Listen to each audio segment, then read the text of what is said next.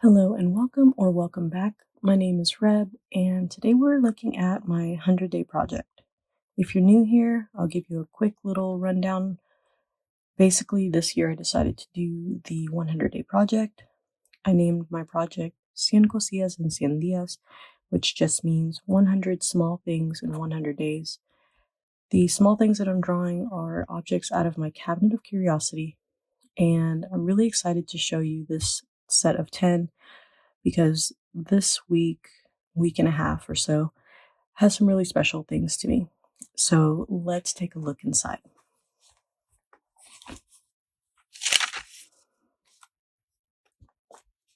All right, so day 71 is this little cinnabar chanterelle in a jar. This is actually the very first mushroom that I foraged, or the one that led me to discovering a pretty good sized little vein of chanterelles. I kept this little tiny one as a little memento, but I definitely ate the rest of them. They have this beautiful, like, very bright orange color compared to a typical chanterelle that you'd see, which does make them easy to spot, thankfully for me. And to me, they had a little bit of a spicier flavor to them, but very cool and very fun.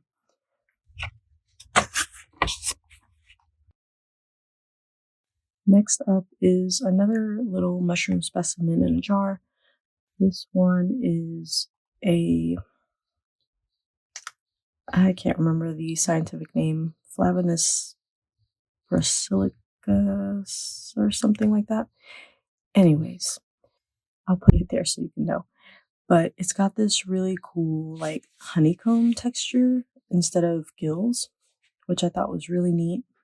When it dried up, you couldn't really see the texture as much, but still very cool. And I really like how not only the mushroom on this one came out, but the jar as well.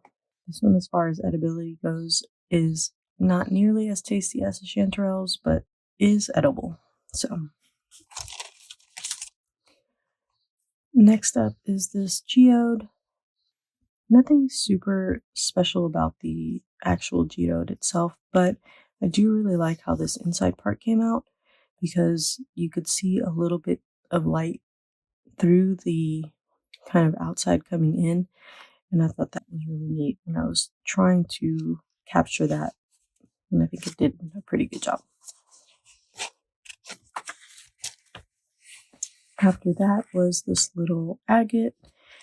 I don't know what kind of agate this is, some sort of banded agate. It had these really beautiful mix of colors.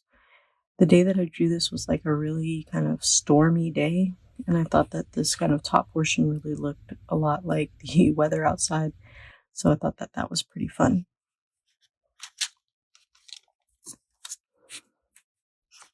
Next day is a pretty special one to me. This is a Roadrunner feather. I actually found this on a hike, and that trip was such a great trip. So I'm glad that I have like this little memento to remember it.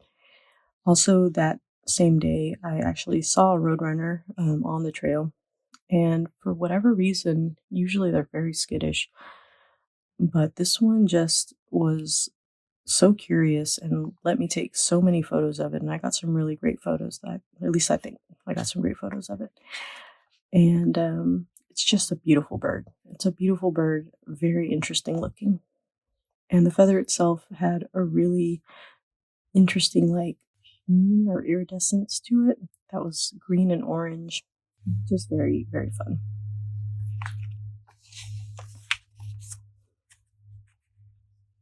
Next up is this little Sectarian, which is basically like fossilized mud.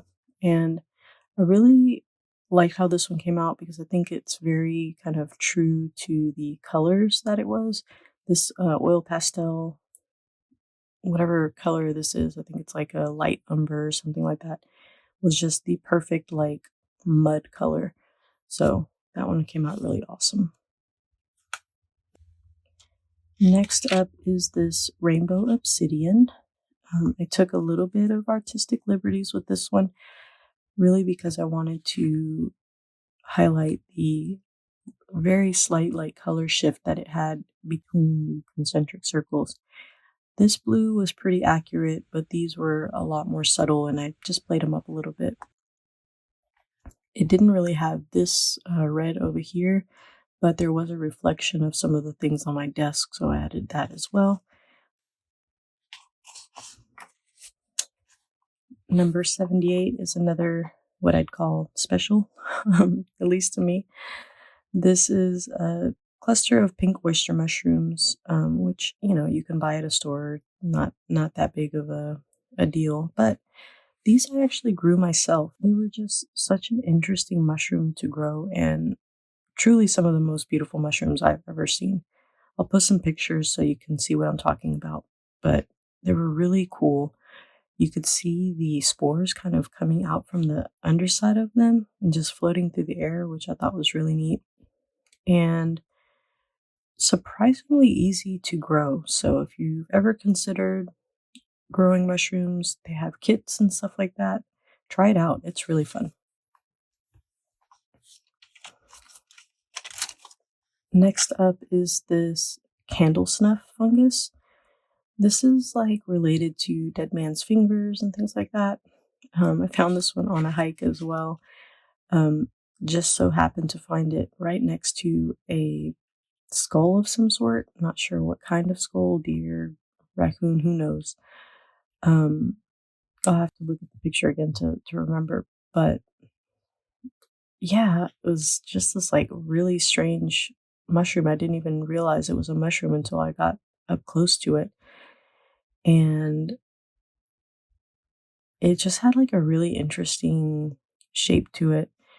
You can see a little bit here, but like a little antler shape. They do call it other things,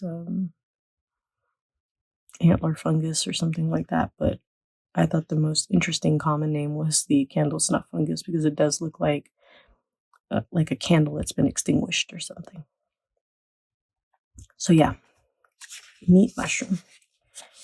And then last but not least is number 80.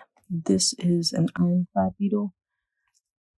This one has so many cool facts about it, but the one that really like stood out to me most and is obviously what it's named after is the fact that it can withstand, I think it was 37,000 times its body weight. So like it's been known to survive being run over by cars and stepped on. What a cool beetle. It's got a beautiful pattern on it, which I spent a little time on just to capture it. And the texture is not smooth. It's kind of looks like cast iron or something like that. So very cool little bug and a good way to end the 10 days.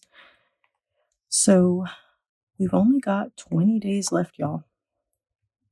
I've been thinking that I want to do maybe like a Q&A or something for the last one. I considered doing like a live thing, but honestly, I feel like that would be way too much pressure and the performance anxiety was not worth not worth it.